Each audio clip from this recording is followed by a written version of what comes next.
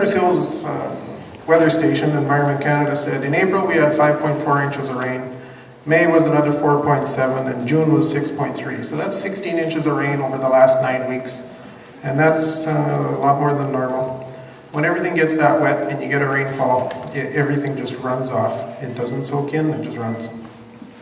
The last 3 days for the flood, had an inch of rain on Wednesday, 3.2 on Thursday, and another 0.7 inch on the Friday. And again, that was up at the Cypress Hills Met Station. I'm going to try some technology here. This is a kind of a radar map that you can get on the Environment Canada website anytime. It's updated every 10 minutes, and you can see a running view of the last hour.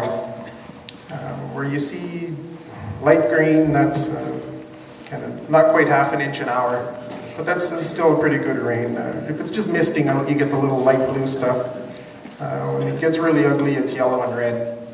And this is an image of Friday morning, about 8 o'clock in the morning. That's what it looked like. And you can see where Maple Creek is there, and I'll go right down to the green, where the green runs into the blue. That's the watershed where the water starts running north to Maple Creek. The Cypress Hills are kind of that dividing line where the blue starts, and it starts running to the south where the blue is. Okay, that's 16 hours of the satellite imagery. It doesn't stop raining south of Maple Creek there. It just keeps raining, and it's green. And so 16 hours at half inch an hour, that's 8 inches. They said we got 3, 4 in there. So here's a map of the creeks and the reservoirs that are in this area and that we use to manage the water. Down at the bottom, there's 3 reservoirs, which those are up in the hills. Over there is Downey Lake Reservoir. That's on the Gap Creek system. That water doesn't come through Maple Creek, but it comes around and eventually gets into Junction Reservoir and helps take out the #1 highway. There's a diversion weir at the very bottom of the map there. Right about there where Ross and Claire Pollock live. And we've got a canal that runs water over to Downey Lake. We got Harris and McDougall reservoirs. They're off-stream storage. Downey's an off-stream storage too. It's not on the stream. It's not on the creek. There's a little diversion weir in the creek that blocks the water, and then we send it down a canal. And there's not a lot of capacity in that canal, but it's enough in most springs to get most of the water that comes, and we can store it in Downey Lake. Same with Harris and McDougall. There are little weirs and canals to take the water to the reservoirs. They aren't on stream either, they're off stream. And at the top of the map, there's just north of Maple Creek is Junction Reservoir. That one is on stream. And so we have the dam right across the stream, and so it holds water back right in the Maple Creek. All of the upstream reservoirs are off-stream storage, and they're not really very useful for flood control. But Junction's on stream.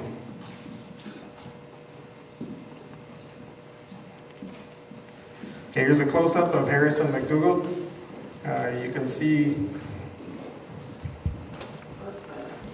the creek comes through here, the diversion canal at the weir, and the canal that takes water to Harris, and then we can let it out to go back to Gap Creek, or we can let it out to go back into the Maple Creek. Did you hear that? Yes. Okay. Same thing in McDougall. We got the east branch of the Maple Creek.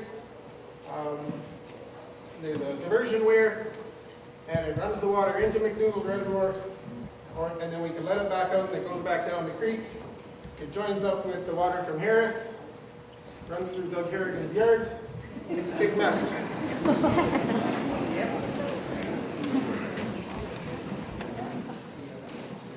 Downey, the same thing.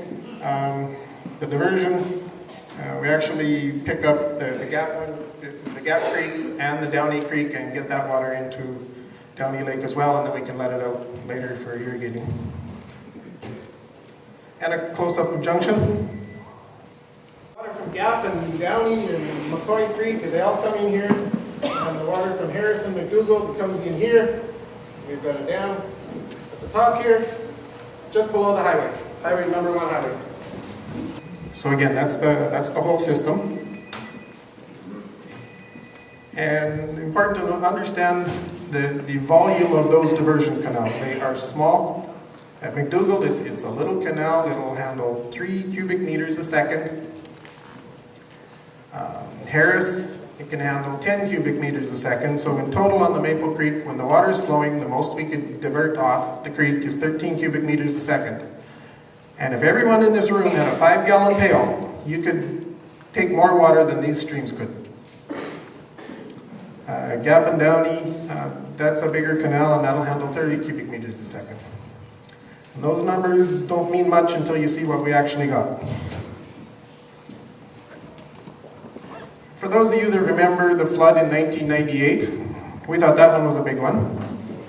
And this is a hydrograph, I guess. We went out and took measurements. The only place we can really take measurements is at junction on the spillway. If we measure how high the water is in the reservoir, we can tell how much water is flowing out, and we can tell how much is stored in the reservoir, so we can tell how much is flowing in. So we get a pretty good idea what's coming and what's going. The black line that kind of peaks up here, that shows the flows that were flowing into Junction Reservoir in 1998. And that got up to 86 cubic meters a second, or about 3,000 cubic feet a second. And it scared a lot of us in town. That shows what we just went through with the levels at Junction this year. Instead of 86 cubic meters a second, as happened then, we're up to 419 cubic meters a second is what was coming into Junction. And you can see on the left-hand side, there's some little numbers. The 100-year flood is would be 104 cubic meters a second, is what they'd call a 1 in 100 flood, or there'd be a 1% chance that you'd get 104 cubic meters a second into that reservoir. If it's a 1 in 500 flood, you maybe get 200 cubic meters a second in there. We kind of guessed and said if it was a 1 in 1,000, it might be 250 cubic meters a second, and we can't really guess any higher than that, but we tried a little bit. Okay, interesting to note, we got the reservoir elevation at Junction. In 1998, the water got up to 757.45, and this year it got up to 758.79, so it was 1.3 meters higher, 4 feet higher than it was in 98, and it's a good thing we raised the dam 5 feet here 2 years ago, because it would have been a foot over top of the dam, and there's no way it would have held, and we would have lost the dam, and we would have lost the entire number 1 highway. So the flood return period, or what are the odds of this happening? The return period is definitely more than the 1 in 1,000.